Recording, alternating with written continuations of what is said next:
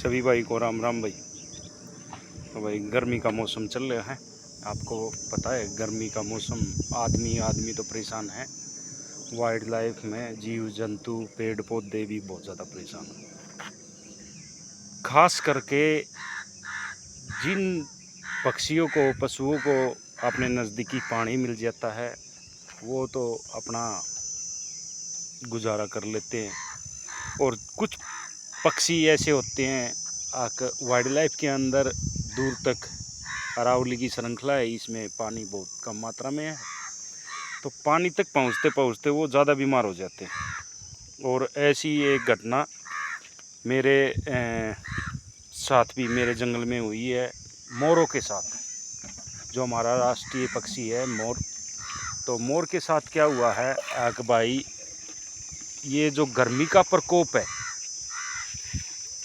इतना गर्मी, आपको पता है मोर के अंदर वैसे ही हीट होती है, तो उसको पानी की आवश्यकता ज़्यादा होती है।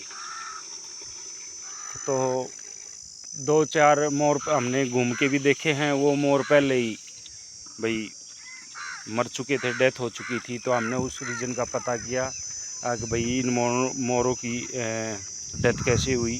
वाइल्ड लाइफ की टीम को भी बताया गया, तो फिर ये रीज़न आया क्योंकि जहाँ मोर के पंख पड़े हुए थे उनसे पता चला कि भाई किसी ने, तेंदुए ने या कुत्ते ने या गिद्दड़ ने, जरक ने, इनने उनके ऊपर हमला कर दिया। और लेकिन ऐसा कुछ नहीं था, वो सिर्फ प्रकोप गर्मी का था। और अभी न जो नौतपा बोलते हैं वो अभी गुजरा ही है।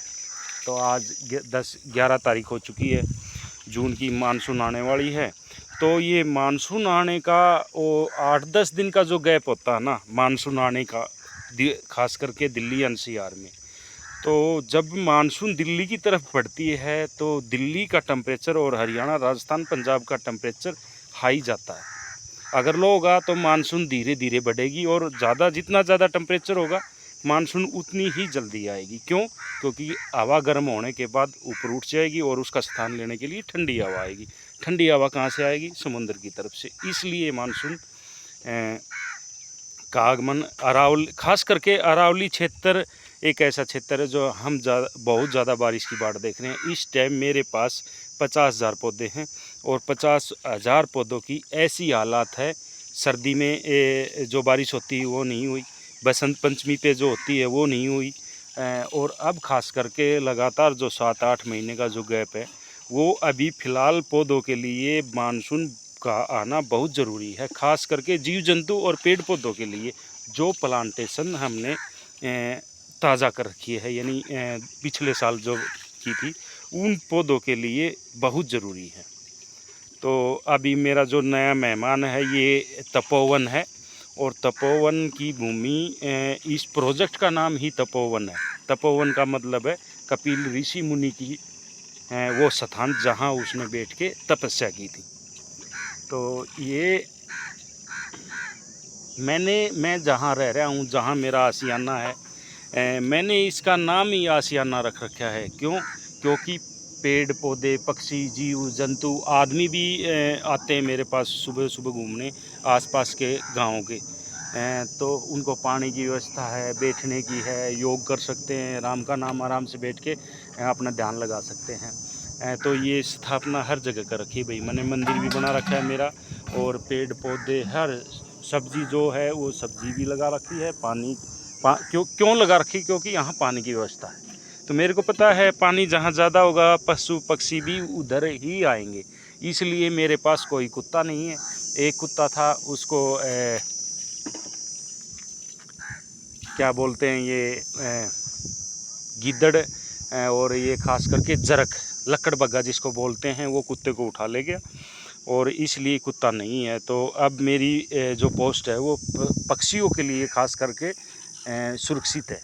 तो पक्षी यहाँ बहुत आते हैं, खास करके आसपास में टटीरी है, उसने भी अंडे दे रखे हैं, खरगोश भी ज़्यादा हैं, तीतर भी ज़्यादा हैं, मोर भी ज़्यादा आते हैं। आपको पता है कि जहाँ पानी होगा वहाँ पक्षी ज़्यादा आकर्षित होंगे।